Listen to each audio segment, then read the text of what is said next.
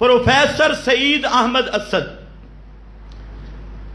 اس کی بات مجھ تک پہنچی اور میں بڑا حیران ہوا کہ کسی چکڑالے کے ایریے میں اس نے یہ بات کی. اب سفید اس کی داڑھی ہے لیکن کذاب کو جھوٹ بولتے شرم نہیں آتی. کہتا ہے توت کے مناظرہ میں میرے بیٹے نے ان کا ہاتھ پکڑا اور انہوں نے مناظرہ نہیں کیا. میں کہتا ہوں مولوی سعید صاحب مرنا بھی ہے، اتنی خوبصورت تیری داڑھی ہے، بریلویت نے تجھے دھتکار دیا، وہاں سے بھی اب کنٹم ہو چکا ہے، تو مہربانی کر کے اگر تو جھوٹ چھوڑے گا تو انشاءاللہ اللہ ہدایت دے دے گا. اب تو ہمارے قریب آ رہا ہے. اب اسی بات پر اگر تو سچا ہے 3 طلاقیں کلپ کی صورت میں اٹھا دے، بس بات تیری انشاءاللہ پوری ہو جائے گی.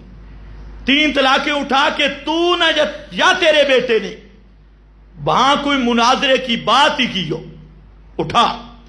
ہوا کہ یہ 35 مولوی 4 ضلعوں کے بریلویت حملہ آور ہو کے اسلحے سمیت آئی، اور سٹیج پر جب میں نے اس کو چیلنج کیا، اور وہ چیلنج اب بھی ادھار ہے، چیلنج کیا کہ علم الغیب کا لفظ اس کی نفی میں دکھاتا ہوں رسول پاک سے.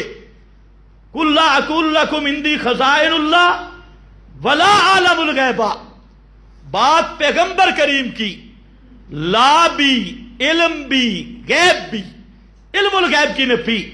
اور میں نے مولوی سعید اسد کو کہا اگر تجھ میں جرأت ہے پڑھ آیت ان النبی یعلم الغیب ان محمدا یعلم الغیب، پڑھ ذرا.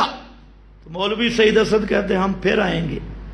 سٹیج اس نے چھوڑا اور بھاگ گیا، اور اس کی ویڈیو نیٹ پر موجود ہے، مکمل ویڈیو موجود ہے، اور ویڈیو بھی انہوں نے ماشاءاللہ بنائی تھی. درمیان میں چھوڑ کے بھاگ گیا. اب کم از کم تجھے شرم آنی چاہیے کہ آج کئی سال کے بعد کہہ رہا ہے جی ہم نے کہا تھا تو اس نے مناظرہ نہیں کیا. میں کہتا ہوں یہ بات تو تب کر کہ میں زندہ نہ ہوں، اب بھی میں زندہ ہوں. اور اگر تجھے شوق ہے، اشرف آصف جلالی فرار ہو چکا ہے، من دون اللہ کا مناظرے کا موضوع وہ بھاگ چکا ہے، 2 مہینے ہو گئے ابھی تک جواب نہیں آیا، اور بالکل سارے راستے اس کے بند ہو چکے ہیں. میں نے کہا وہ دجالی صاحب تو علی حجویری کی قبر کا وہ خطیب ہے، تو کم از کم کہا نا بابا اس کام میں تیرا داتا مدد نہیں کرتا، اس کام میں مدد نہیں کرتا، وہ بھاگ چکا ہے.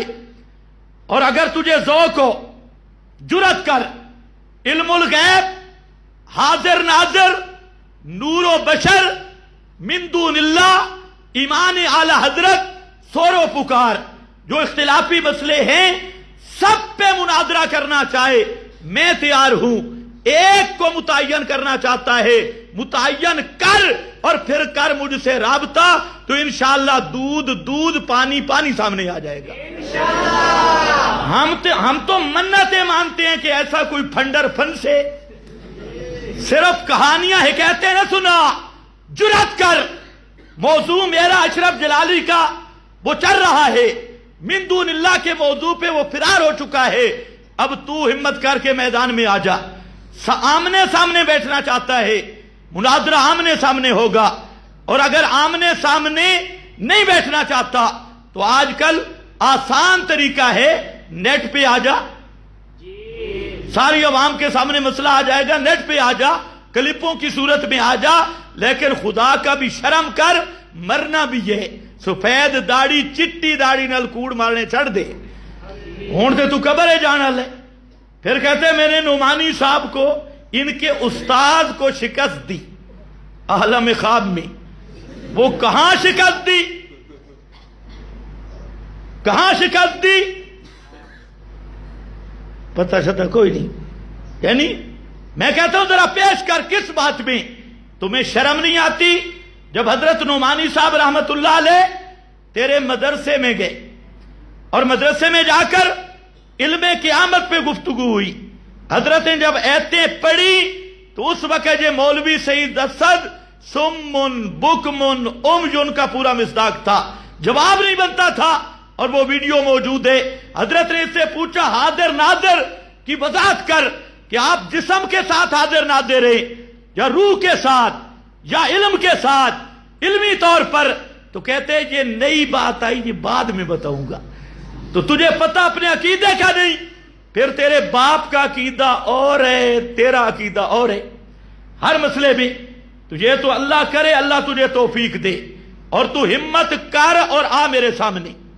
ہمارا یہ کام نہیں خواہ چیلنج بازی، یا ہمارا یہ کام نہیں خواہ شہرت پسندی، نہ ہم شہرت چاہتی ہیں نہ چیلنج بازی ہمارا کام. لیکن یاد رکھ چھیڑا تو نے ہے، اب ہم نہیں چھوڑیں گے.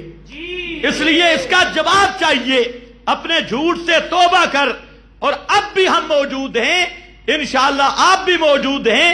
اور آپ یہ نہ سمجھنا کہ یہ ڈاکٹر اشرف آصف جلالی کی بڑکیں ہوں گی، وہ تیری کمپنی کا بزدل گیدڑ تھا. یہاں انشاءاللہ جیسے تو کہے گا یہاں سے آپ کو وہ جواب آئے گا. تو میں آخر میں یہ بات اشرف آصف کو بھی کہنا چاہتا ہوں کہ تو پتہ نہیں کدھر مر گئی ہے. اچھا بھلا ایک لائن شروع ہو چکی تھی اور بالکل غائب ہو چکا ہے. آ جا، سامنے نہیں آتا نا کوئی مسئلہ نہیں، تو نیٹ پہ آ جا، آج کل تو آسان ہے. تو خیر یہ بیچ میں ایک بات آ گئی. وآخر دعوانا الحمدللہ.